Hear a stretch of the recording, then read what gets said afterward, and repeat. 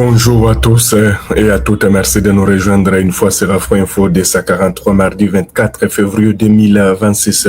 Il est en train de sonner 8h34 dans l'est de la RDC où les combats se poursuivent entre l'armée rwandaise et les forces armées de la République démocratique du Congo. L'avantage reste pour les forces armées de la RDC et les Wazalendo. On va voir la situation de Rubaya où les frappes des drones signalées dans la zone de Rubaya, les positions des RDF terrassées.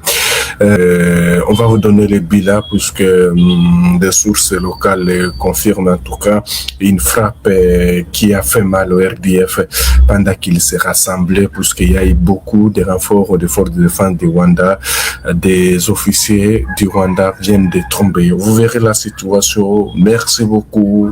Si vous nous suivez depuis Londres, donc depuis la Belgique, les États-Unis, le Canada, merci, likez, partagez, ça nous fera du plaisir. Nous avons bien titré les frappes des drones et des forces armées de la RDC qui surgissent sur les positions des RDF et à Rubaya, alors que les Wazalendo mettent la pression toujours pour contrôler la cité minière de Rubaya.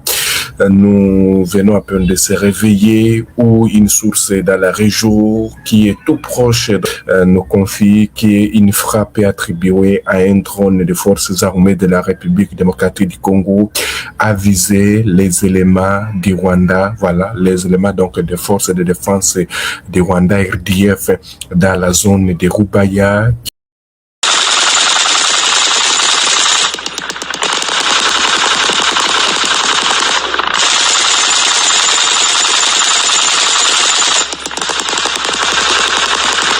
Kishusha, voilà, pour les gens qui connaissent Rubaya, donc la zone de Rubaya vers Kishusha vers 4h30, voilà, donc la source précise même l'heure, il était donc c'était aux environs de 4h30 lorsqu'ils ont été surpris pendant qu'ils se rassemblaient. Donc ils devraient organiser d'abord une petite réunion, ils devraient d'abord organiser un rassemblement, ils devraient faire d'abord un rassemblement. Alors les drones des FARDC donc frappent juste donc cette position selon des sources locales. L'incident s'est produit dans une ferme. Voilà, vous connaissez le pâturage ferme qui se présente comme appartenant à un général. Donc d'ailleurs on suppose que le général Gahizi est aussi parti dans cette frappe. Un bilan donc côté RDF, bilan humain matériel, côté RDF en cours donc en cours, en tout cas on nous signale qu'il y a toujours nos sources qui sont sur le terrain et sont en train de nous donner cette information. L'état pour nous c'est de rester fidèle à cette source et contacter à chaque instant pour vous mettre au parfait. On nous signale que l'incident s'est passé dans une ferme présentée comme appartenant à un général de RDF et s'appelle Innocent Gahizi. Un bilan humain et matériel en cours d'évaluation côté RDF, mais très lourd, en tout cas c'est ce qui confie une source locale. Des pertes importantes sont signalées sans aucun chiffre officiel n'est pour l'instant été communiqué.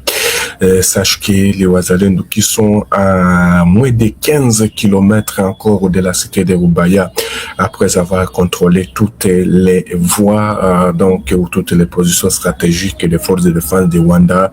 D'ailleurs, plusieurs officiers rwandais étaient hier dans cette zone. En tout cas, nous a confié cette source. On ne sait pas si les forces armées de la RDC ont été informées pour cibler ces RDF qui se rassemblent, puisqu'on nous dit que pour les gens qui connaissent, c'est Kishusha. Kishusha, c'est dans les Rubaya. Alors que la ferme là qu'on appelle, donc c'est une ferme appartenant au général Gahizi des RDF, alors que c'est lui qui rassemblait ses militaires pour aller épauler les leurs qui sont en difficulté à vie. Donc les drones déversaient donc des pluies, des bombes sur les réunions. On ne sait pas qui est perdu dans cette frappe, mais nous tentons toujours de contacter cette source qui est locale et qui est toujours dans la zone pour nous donner assez donc, des précisions dans les heures qui suivent. Vous aurez beaucoup de précisions. Donc, pour l'instant, nous ne savons pas si c'est combien d'RIF qui ont perdu leur vie, vu que la source n'a pas donc donné ces chiffres, mais nous vous promettons que nous allons suivre cette situation de près et de loin tout au long de cette journée.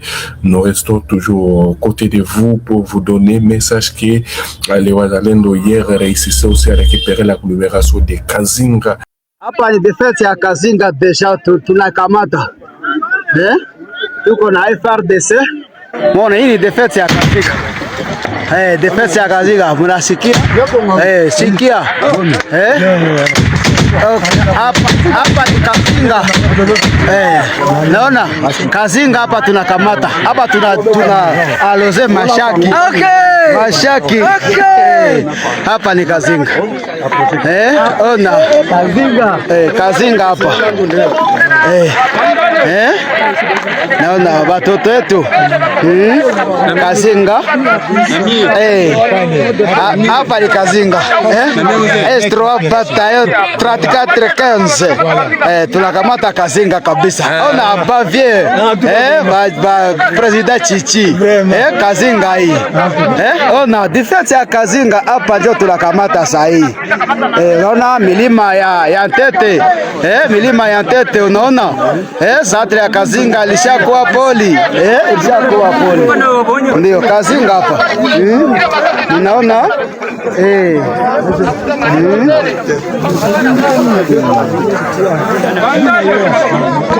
Voilà, se rapprocha davantage toujours de ces zones.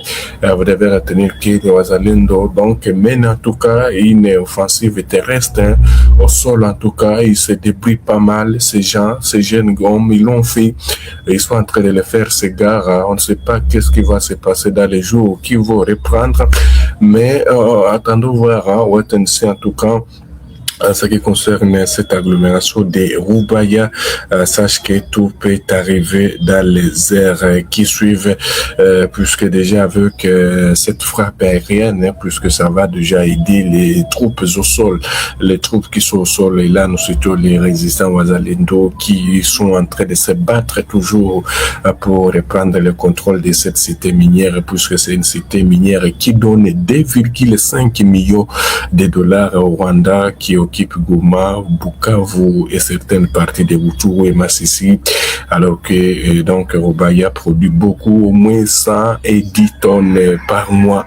Voilà, 110 tonnes par mois de minerais, et c'est les Rwandais qui profitent, puisque c'est les Rwandais qui se trouvent dans ces zones, alors que les Wazalendo aussi ont en tout cas réussi à faire cet exploit. Surtout, vous le savez très bien, cette analyse que je voulais vous donner.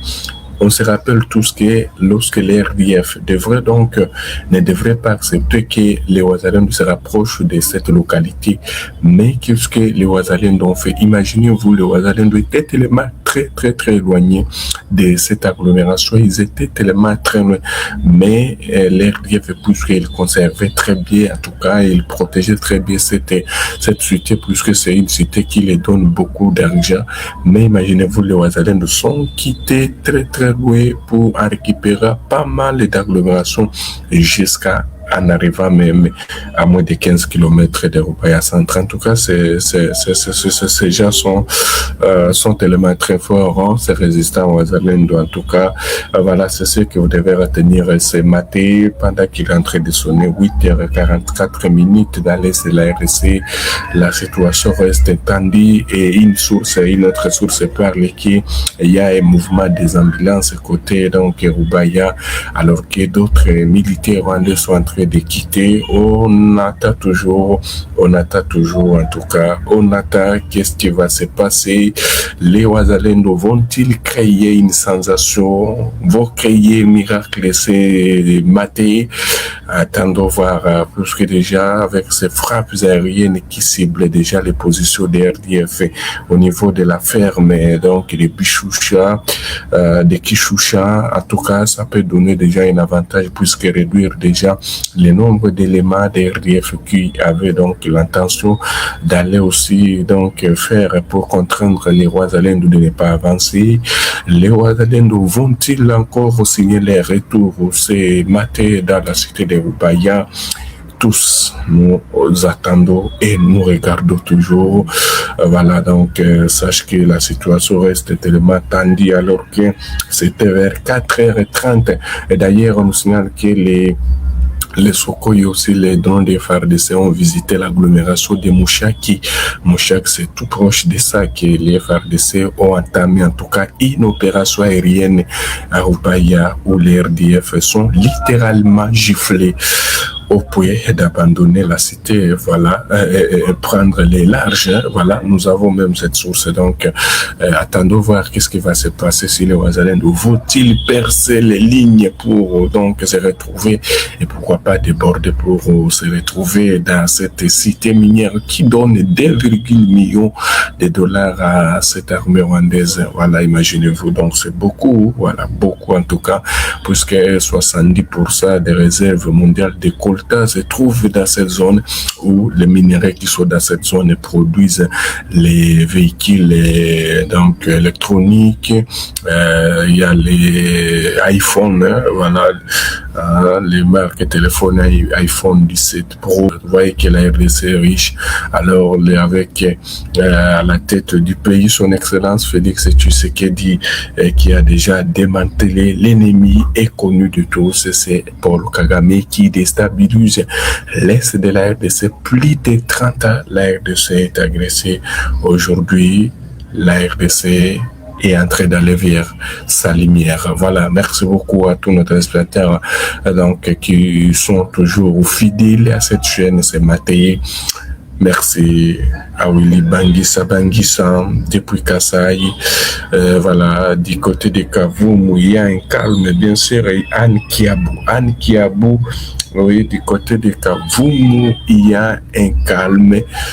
Donc, c'est maté, mais donc, vous devez retenir que tout peut arriver. D'abord, nous nous concentrons à Roubaïa, où d'ailleurs, nos yeux sont totalement fixés à Roubaïa.